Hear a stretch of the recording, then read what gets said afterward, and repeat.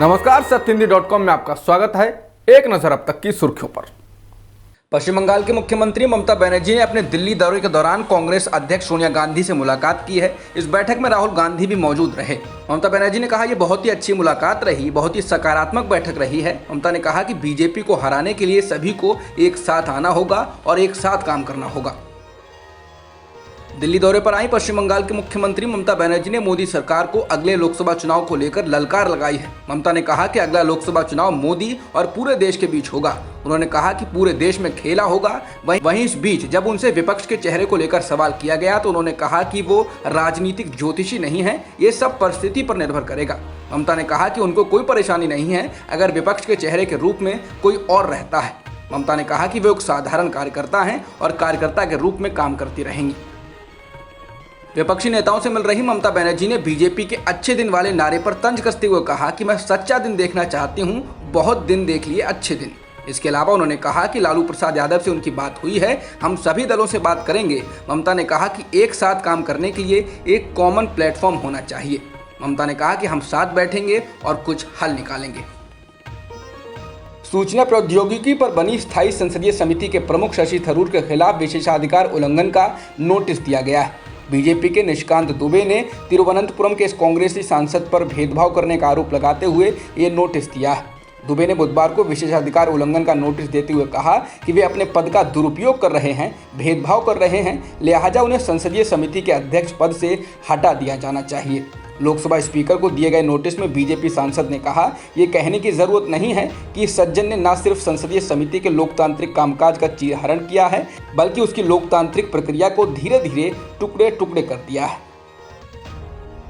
कर्नाटक के नए मुख्यमंत्री चुने गए बसवराज बोम्मई ने मुख्यमंत्री पद की शपथ ले ली है। बोम्मई कर्नाटक के 23वें मुख्यमंत्री हैं। खबरों के मुताबिक बोम्मई की सरकार में 3 उप मुख्यमंत्री भी बनाए जाएंगे। मंगलवार को बेंगलुरु में हुई बीजेपी विधायक दल की बैठक में बोम्मई को विधायक दल का नेता चुना गया था। बोम्मई बीएस येदियुरप्पा की सरकार में गृह मंत्री की जिम्मेदारी संभाल रहे थे। बीएस येदियुरप्पा ने ही बोम्मई के नाम का प्रस्ताव रखा था। कांग्रेस नेता राहुल गांधी के नेतृत्व में विपक्षी दलों के नेताओं की बुधवार सुबह बैठक हुई। इसमें संसद के मॉनसून सत्र में आगे की रणनीति के लिए तैयारी की गई। दूसरी ओर संसद के दोनों सदनों में पेगासस स्पाईवेयर से जासूसी के मामले को लेकर हंगामा हुआ और विपक्ष ने सरकार को जमकर घेरा। बैठक के बाद राहुल गांधी ने कहा कि हम पेगासस जासूसी मामले, महंगाई और किसानों के मुद्दे पर कोई समझौता नहीं करना चाहते हैं और इस पर सदन में चर्चा चाहते हैं। विपक्षी दलों की बैठक में कांग्रेस पार्टी, शिवसेना, सीपीआई और सीपीएम, राष्ट्रीय जनता दल, आम आदमी पार्टी, एनसीपी, मुस्लिम लीग और तमिलनाडु के डीएमके के नेता शामिल हुए। ऐसे समय जब भारत और अमेरिका के बीच एशिया प्रशांत के संगठन क्वाड और अफगानिस्तान संकट पर बातचीत होने वाली है, अमेरिकी विदेश मंत्री एंटनी ब्लिंकन ने भारत को धर्मनिरपेक्षता, बहुलतावाद, लोकतांत्रिक मूल्यों और मौलिक आज़ादी की याद दिलाई है।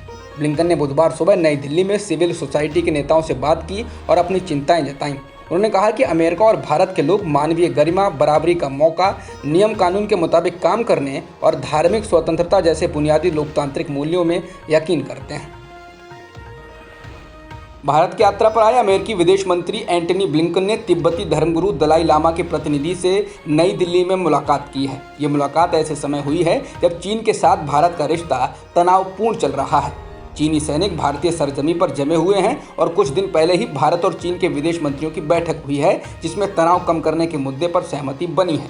अमेरिका दलाई लामा को अलगाववादी और विभाजनकारी नेता मानता है, जबकि भारत उन्हें तिब्बतियों का धर्मगुरु मानता है। असम मिजोरम सीमा पर झड़प और उसमें असम पुलिस के 6 लोगों के मारे जाने के मामले में दोनों राज्यों के शीर्ष अधिकारियों को आज दिल्ली में तलब किया गया है। इसे दोनों राज्यों के बीच तनाव को कम करने और शांति बहाली के प्रयास के तौर पर देखा जा रहा है। लेकिन सवाल है कि क्या वर्षों पुराना ये विवाद इतनी आसानी से सुलझ जाएगा, जब दोनों राज्यों में राजनीतिक शीर्ष नेतृत्व भी आरोप प्रत्यारोप में उलझे हुए हैं। स्थिति की गंभीरता का अंदाजा केंद्र सरकार को भी हो गया है लगता है। इसीलिए गृह मंत्रालय ने दोनों राज्यों के मुख्य सचिवों और पुलिस महानिदेशकों को दिल्ली तलब किया है। असम मिजोरम सीमा पर झड़प के बाद भूपेन बोरा, देवव्रत सैकिया और अन्य सहित कांग्रेस नेताओं के प्रतिनिधिमंडल को पुलिस ने कछार के धोलई में रोक दिया है। वे हिंसा प्रभावित क्षेत्रों का दौरा करने वाले थे। कांग्रेस ने एक दिन पहले ही कछार जिले का दौरा करने के लिए 7 सदस्यीय समिति का गठन किया था, जो मिजोरम के साथ लगने वाली राज्य की सीमा पर सोमवार को हिंसा भड़कने के बाद की स्थिति का आकलन करने वाली थी।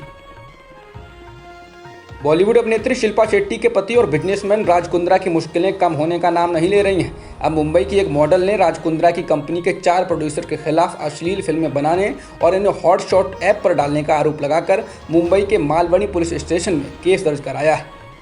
इस केस में मॉडल और फिल्म अभिनेत्री और इसी अश्लील फिल्म रैकेट केस से जुड़ी अभिनेत्री गहना वशिष्ठ का भी नाम है। क्योंकि इस अश्लील फिल्म रैकेट केस की जांच मुंबई पुलिस की क्राइम ब्रांच कर रही है, इसलिए मालवनी पुलिस स्टेशन से इस मामले को क्राइम ब्रांच के लिए ट्रांसफर कर दिया गया है। अब तक की खबरों में इतना ही। बाकी खबरों के लिए बने रहिए सत्यहिंदी.com के साथ। सत्य हिंदी का ऐप डाउनलोड करें गूगल प्ले स्टोर पर।